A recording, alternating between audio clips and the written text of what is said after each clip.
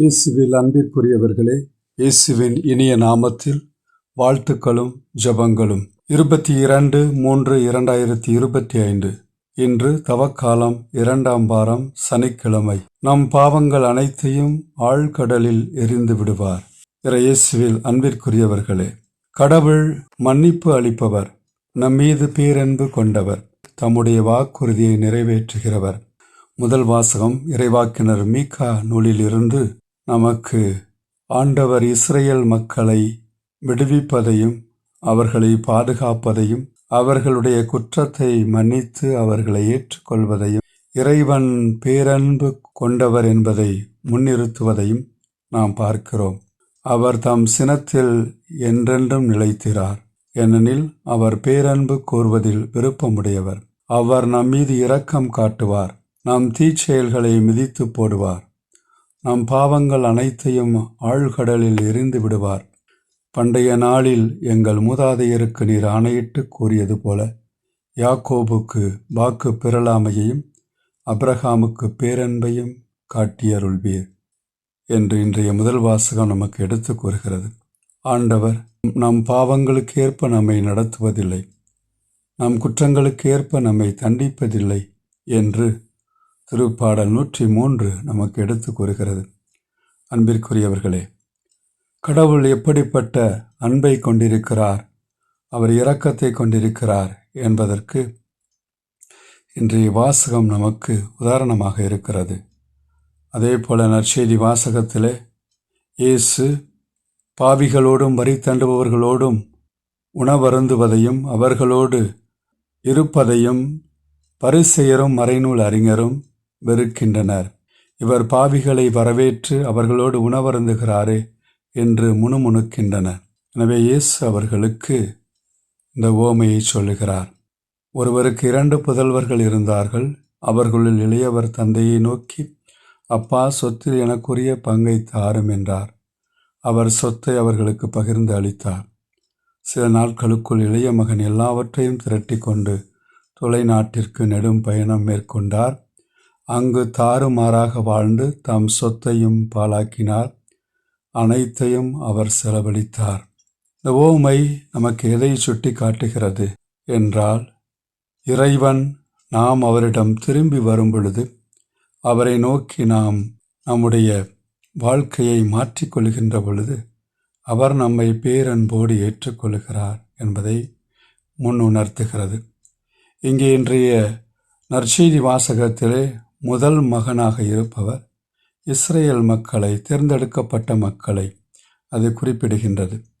இளைய மகனாக இருக்கின்றவர் பிறவினத்து மக்களை அது குறிக்கிறது. அவர்கள் இறைவனிடமிருந்து பிரிந்து செல்வதையும், எப்படி அந்த இளைய மகன் தாறுமாறாக வாழ்ந்தாரோ அதுபோல அவருடைய வாழ்க்கை பாவத்திலே மூழ்கி போவதையும் அது சுட்டி காட்டுகிறது. இங்கே இளைய மகன் இறைவனால் ஏற்றுக்கொள்ளப்படுகிறார், அவரால் அன்பு செய்யப்படுகிறார், அரவணைக்கப்படுகிறார். எனவே பாவிகளையும் வரி தண்டுபவர்களையும் இறைவன் ஏற்றுக்கொண்டார் என்றால் அவர்களை நல்வழிக்கு கொண்டு வந்து அவர்களோடு இறைவனுடைய அன்பை பகிர்ந்து கொள்வதற்காக இறைமகன் இயேசு அவர்களை தேர்ந்து கொள்கின்றார். இந்த இளைய மகன் மனம் மாறி வருகின்றான்.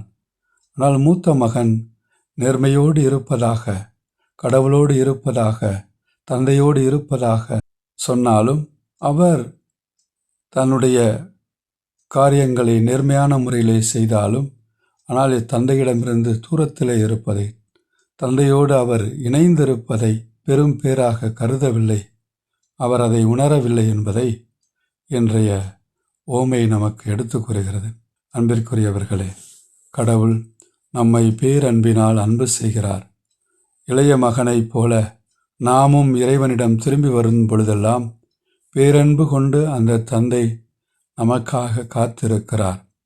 பேரன்பு கொண்டு நம்மை அவர் ஏற்றுக்கொள்ள அஞ்சுவதில்லை, தயங்குவதில்லை. எனவே இறைவனிடம் நாம் திரும்பி வர வேண்டும் என்பதை இந்த ஓமையின் வழியாக இறைமகன் இயேசு நமக்கு எடுத்து கூறுகிறார். நாம் எப்படி அந்த இளைய மகன் இறைவனை பார்த்து சொன்னதைப் போல, அப்பா, கடவுளுக்கும் உமக்கும் எதிராக நான் பாவம் செய்தேன், இனிமேல் நான் உம்முடைய மகன் எனப்பட தகுதியற்றவன். உம்முடைய கூலியாள்களுள் ஒருவனாக என்னை வைத்து கொள்ளும் என்பேன் என்று சொல்லிக் கொண்டார். ஆனால் கடவுள் அவரை அன்போடு ஏற்றுக்கொள்கிறார். தன்னுடைய மகனுக்குரிய உரிமையோடு ஏற்றுக்கொள்கிறார். தம் பணியாளரை நோக்கி, முதல் தரமான ஆடையை கொண்டு வந்து இவனுக்கு உடுத்துங்கள். இவனுடைய கைக்கு மோதிரமும் காலுக்கு மிதியடியும் அணிவியுங்கள். கொழுத்த கன்றை கொண்டு வந்து அடியுங்கள். நாம் மகிழ்ந்து விருந்து கொண்டாடுவோம். ஏனெனில் என் மகன் இறந்து போயிருந்தான், மீண்டும் உயிர் பெற்று வந்துள்ளான். காணாமற் போயிருந்தான், மீண்டும் கிடைத்துள்ளான் என்றார். அன்பிற்குரியவர்களே, நாம் கடவுளிடம் வருகின்ற பொழுது அது ஒரு கொண்டாட்டமாக மாறுகின்றது.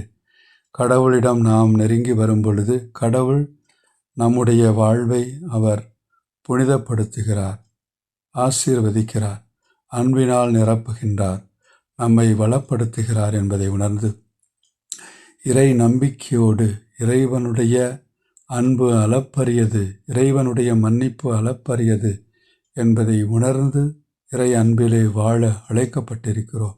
எனவே நாம் சகோதர சகோதரிகளை ஏற்றுக்கொண்டு மன்னித்து உண்மையான அன்புறவிலே வாழ வேண்டும் என்று இறைவன் விரும்புவதை உணர்ந்து இத்தவ காலத்தில் இறைவனின் அளப்பரிய மன்னிப்பை நாமும் உணர்ந்து அவரிடம் என்றும் உறுதியான மனதோடு திரும்பி வருவதற்கு இறையருள் வேண்டுவோம். மன்றாடுவோமாக. அன்பு தந்தையே இறைவா, எங்களில் உம்முடைய அன்பு தீயை என்றும் முட்டுகின்றீர். எங்களுக்கு உமது மன்னிப்பை வழங்குகின்றீர்.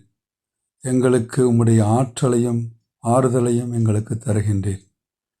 நாங்கள் மீது நம்பிக்கை கொண்டு உமது பேரிரக்கத்தையும் உடைய அன்பையும் உணர்ந்து உடைய மன்னிப்பின் மாண்பை நாங்கள் உணர்ந்து உம்முடைய இரக்கத்தை பெறுவதற்கு ஒரு நாளும் தயங்காமல் உம்மிடம் வருவதற்கு எங்களுக்கு உமது அருளை தந்தருளும். எங்கள் ஆண்டவராகிய கிறிஸ்து வழியாக உம்மை மன்றாடுகின்றோம். ஆமென்.